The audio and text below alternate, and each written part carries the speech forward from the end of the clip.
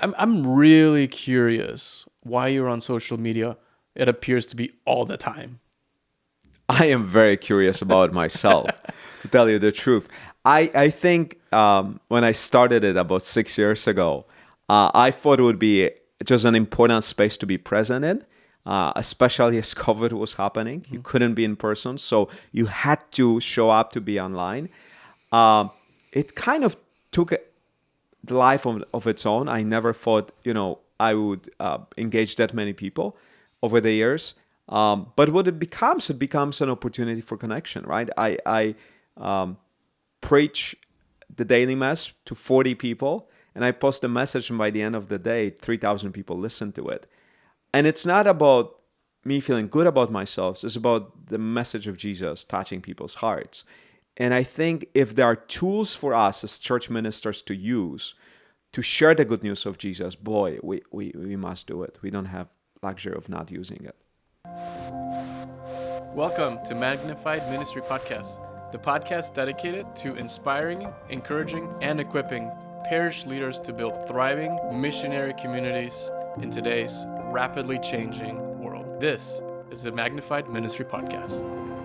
Hi, everybody, and welcome back to Magnified Ministries podcast. Mark and I are excited to continue this conversation on the summer engagement. Marco, give us a summary. Why is it important for a parish community to think about summer as a season of engagement? You know, someone once said a couple years ago that the backyard of St. Clement was the most happening place in that particular summer. And I thought to myself, could you imagine if every parish had that same reaction? That their parish backyard or their parish hall was the place that was the center of gravity for that particular neighborhood or community for a season. I think that's why the summer is so important, right? Because it's an opportunity to bring people when they're a little bit more relaxed, when they're a little bit more free, when they're a little bit more chill, as I think you used in the prior episode, to come and explore not the church building, but the church people, right? And that maybe starts to create an opportunity for them to connect and open themselves up to what faith could be for them. And I think for us as church leaders, we underestimate, especially with young adults, how scared people are to cross the threshold of the church. I have so many stories of young people, actually of people all ages, saying, I've been thinking for last 6 months about coming to the church, but I was just so afraid to get into that building, right? Well, because we never know where people are coming from. And if you've never been to what is pretty large building here at St. Clement, it's a scary experience. Well, but I mean, even then, one thing's the building. Another one is you have no idea what you're going to find inside there, right? And if you've, never experienced that feeling of existential dread, right, about walking into a place, then I encourage you to find a place that makes you feel existential dread so that you can understand what it's like to be somebody that we're trying to reach with the gospel for the first time, right? Because unless you've experienced what it's like to really feel like you think you don't belong somewhere, it's going to be really difficult for you to understand how to reach people in this pre-Christian era. So maybe that's something that people should do in the summer. Get themselves a little scared and figure out how to reach people in a new way.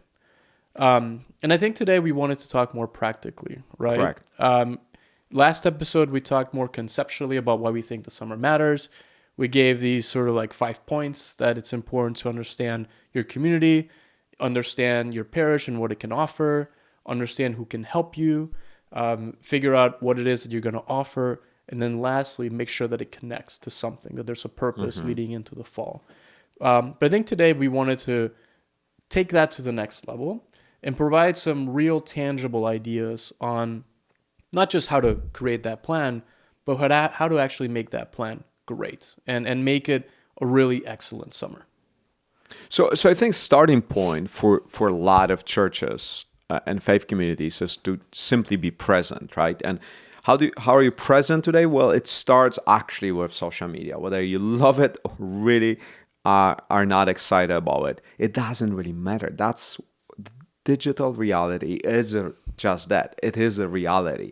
That's where so many people live, and that's the first place people are looking for when it comes to church or And you're engagement not or community. and you're not saying that just because you think that's an important thing. Like, you've actually heard people. I've actually heard people say to us, I came here because I saw you on Instagram. I saw you on Google. I saw you on whatever the kids are on these days, TikTok or whatever is next, because because the church is present there. Mm-hmm. And that is where people are spending a lot of their time, right? We need to kind of pull them out of that. It's a space you have to be present. You cannot choose not to be present in that space. I mean, look at our new Holy Father. You know, he's in that space. Yep. Because he recognizes the power of that space and the power of engagement, right? That happens there. There's so much goodness in it. Sure, there's dangers in it, but there's also some goodness, right? When people come together and they listen and learn and engage. And so for the church, I think where I find myself frustrated with churches is when people say, okay, you know, we'll start our own handle on X, which used to be Twitter, and on Instagram, maybe TikTok. I'm not on it, so I don't know that much about it. LinkedIn, you name it. Facebook, for a lot of older users. And what happens is that people start that and they don't post anything, or the last post they have is from last Christmas. Yeah. You know, and you want to say what that community of bad says is we are not relevant. Mm-hmm. We live in the past. Nobody really cares about today. And so my plea to church leaders is if you're not going to utilize your social media, don't have it. Don't have it at all, because it actually sends really bad message. Or put something that is very generic of saying, hey, this is who we are. We love you to participate. But it doesn't have any time-specific things. Now, if you really want your social media to start working for you, you have to, again, going to our conversation last week, figure out who are the people in your parish, within the parish boundaries, within the town, the city you live in, and what are people are passionate about, what they're looking for, and how you communicate with that group. And so it starts, again, by finding, you know, you might not be the expert in it. I'm the last person to be an expert in it. And yet I know that we have to find the right people who understand communications, and there's communication folks everywhere, and bringing 5 or 10 of them together and say, guys, what would it look like for us to develop a schedule for the next 3 months of our social engagement? And so pull people, start social engagement group, have 5 people, and have a little bit of the discussion. Maybe it's as practical as it is, you know, one person will take care of the saint of the day. And so we'll put every day something around a saint with a little quote. That's it, picture quote. Second thing is people crave prayer. Maybe somebody from your parish, it's a pastor or somebody, will lead, you know, once a week, twice a week, a 30-second prayer online, you know, that you record and post. And that's every week is being posted. And then updates, like join us this summer for those 3 things. And you keep repeating it every week in encouraging people. So you don't have to post stuff every day. You don't have to do it even every week. But you have to do it on a regular basis. That's right. You can take pictures of stuff that's happening this summer or church on Sundays. Like, give people an insight into what's happening in the life of the church. Especially in a pre-Christian culture when people don't understand what the church is. Explain to them how does the community of the church happens. Yeah. And I think that's a really good point, right? Is if you're not going to do this the right way, don't even bother. And the right way just means do it consistently. Correct. Do it to a good standard, right? Like, we can't have... And don't do it by yourself. And don't do it by yourself, right? We don't have to have graphics that are from clip art anymore, right? Like, that's what I would do, but there's all these things online that you can use that even people like us can learn how to use, right? And I think maybe people will listen and say, oh, well, Father Peter, like St. Clement has like 20-some thousand followers, and you on your own Instagram have over 100,000. Like, very easy for you to say to do it. But that's not where things started 6 years ago. Like, I remember That very first video that I helped you record, like in May of 2010, you had maybe like 1,000. And we were like, you know what? Let's do this. Like, let's see what happens. And then you were just at it consistently. And it resonates, right? And so I think that's the biggest piece on social media and digital marketing is it's important. It's critical. But if you're not going to be invested in it, just don't even bother because it actually will have a negative effect on it. Right? So again, one of the very practical steps for the summer is leading into fall. Imagine your social media strategy. Bring 5 people, invite them by name, and then ask them to help you to figure out how to be present in the digital world, how to ensure that you and your community are present in that world. The second thing that I think we want to talk about is this whole idea of how do you use summer engagement as opportunity to build community, right? Yep. And so something that we talk a lot about here at St. Clement is vision carriers. Can you explain to folks what do we mean by vision carriers? And then we'll explain who you should think of.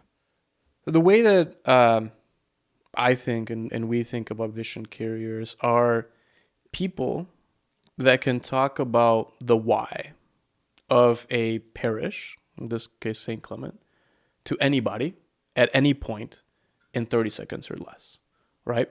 And that is really hard to do because it requires folks to have a common understanding of why this parish exists and what we're trying to do. But if we don't have a 30-second elevator pitch, as people like to call it sometimes, it's going to, this place can just drift and become one of many, right? And so vision carriers are folks that have a deep understanding of why St. Clement is doing what we're doing, why we feel that God has invited us into something, and what you as a new person can expect to see, and why we're so excited to be here, right? And so I see these people as almost like amplifiers, right, of the vision, because they are the folks that we have at events, and we want them to be mingling and talking to people to give a face and an embodiment to the words that we use to talk about why we're growing the kingdom of God and how we're hoping for people to have a transformative relationship with Jesus and his church. Correct. And I think what you want to do is, how do you get there, right? Yeah. That's an appropriate question. How did we get there? I mean, how did you think about that, right? Like, because the vision carrier piece is tricky because it's a new vision, right, that we talked about in the first couple of episodes. So how did you foster vision carriers? How did you think about the people that could potentially be the carriers of the vision? Well, I think Father James Wallen in Divine Renovation will talk about, kind of flipping the pyramid model, right? And saying you as a pastor should invest, in 10 leaders, who invest in 10 leaders, who invest in 10 leaders, you name it. And then you, all of a sudden, you invest in, 4,000 people. And I think that's the starting point. The starting point around vision carriers is who are your partners in carrying the vision and the mission of the parish, right? Not only your pastoral staff, not only your finance council, your school board, but also the leaders of your organizations that you bring together on a regular basis and you pitch the vision and mission to them. And then also you in small groups allow them to make it yours. So how do you see Jesus working in your midst? How do you see this community being a place where healing happens when we serve Christ and lifting up our brothers and sisters in need and all that stuff? And I think that's very critical, is to help people make the parish vision their own vision. Yes. And because then it's the conviction of the heart. Then I know firsthand that's what the community is. And as you plan for your summer, it's really critically, like we do this here at St. Clement, of figure out who are your vision carriers at that event. And their job is simple, is to spot the people who are new and really accompany them. Because if you're new, like I'm an introvert, I absolutely dislike going to events where I don't know anybody, because it's just not my cup of tea. Yeah. And I know so many people feel like me. And so me showing up to something that full of strangers is already a great success story. But me not turning around and leaving within 10 minutes, it's even a greater success story, because I will try to find any way I can to get out, because I just don't feel comfortable within that many strangers. And so for us to know that and say, okay, there is somebody who just checked in, they're new, who is the vision carrier, who'd come and say, hi, my name is Catherine. I am on the parish council.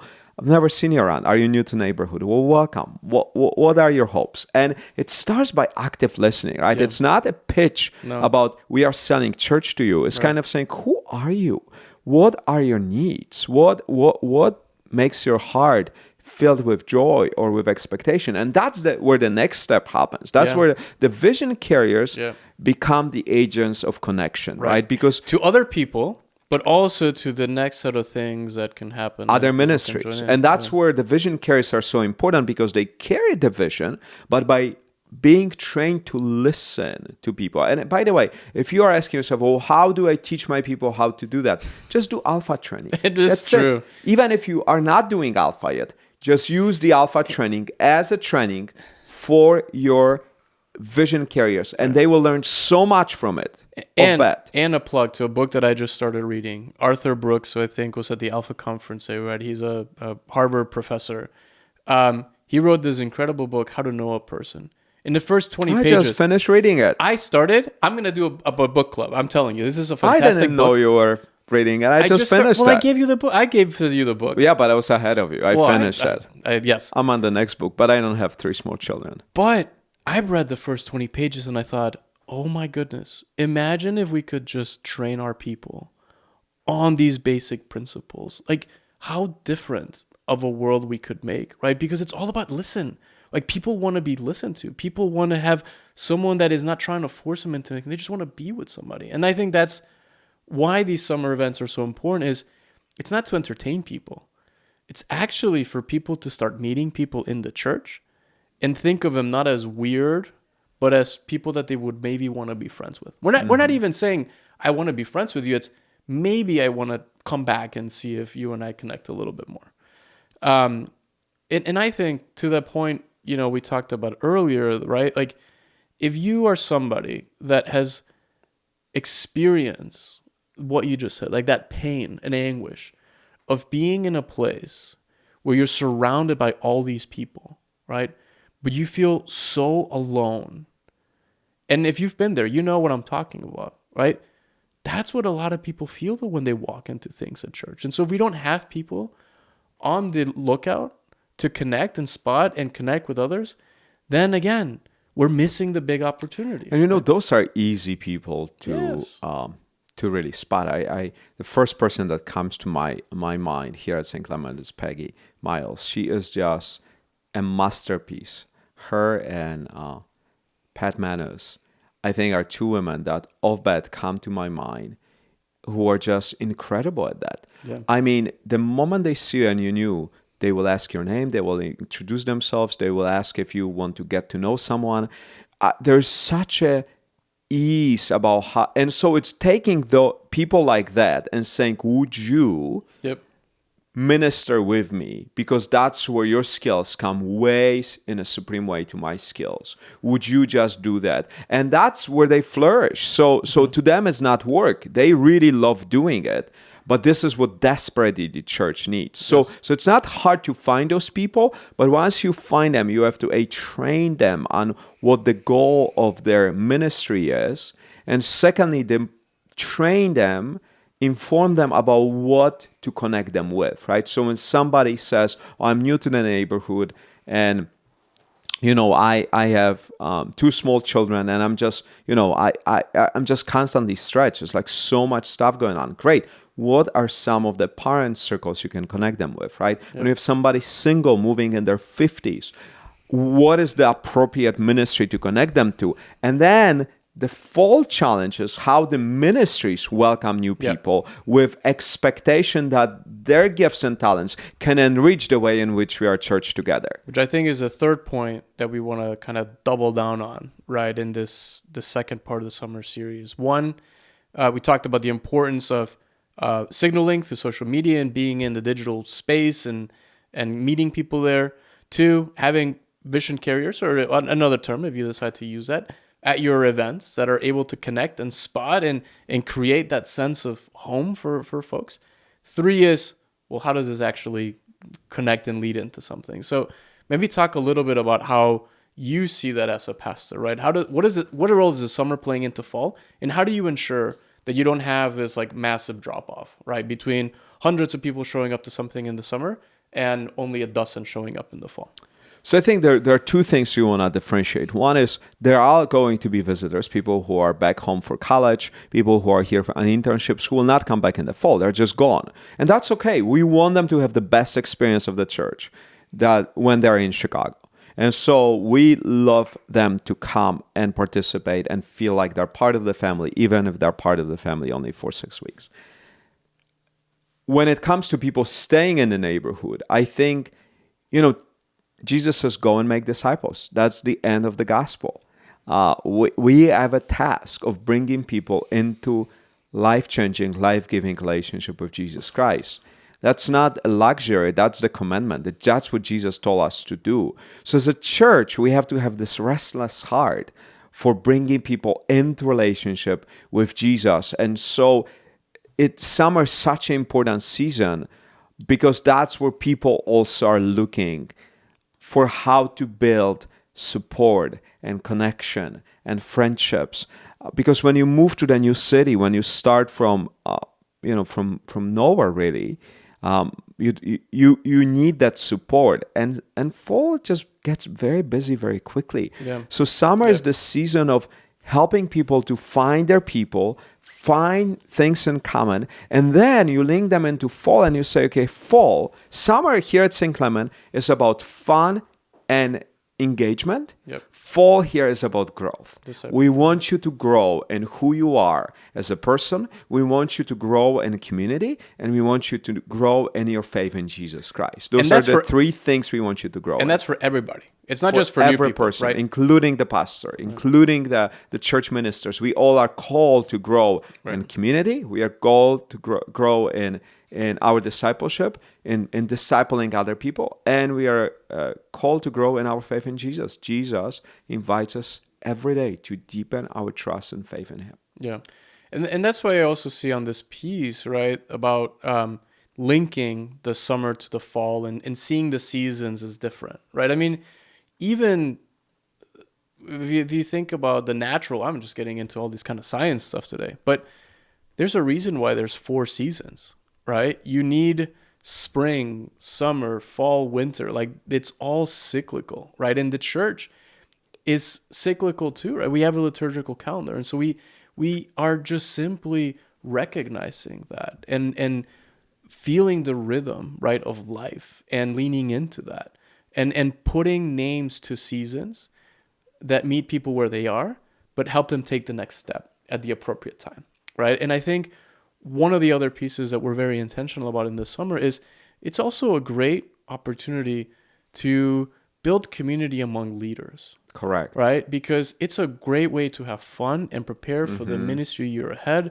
And you also give people that maybe were helpers in the spring and what are going to be hosts in the fall some more opportunities to get comfortable and learn and practice and train and all of that stuff, but in a very casual and more relaxed way. And it's just a lot of fun, right? I think people do have a lot of fun together. And I think that's really important too, right?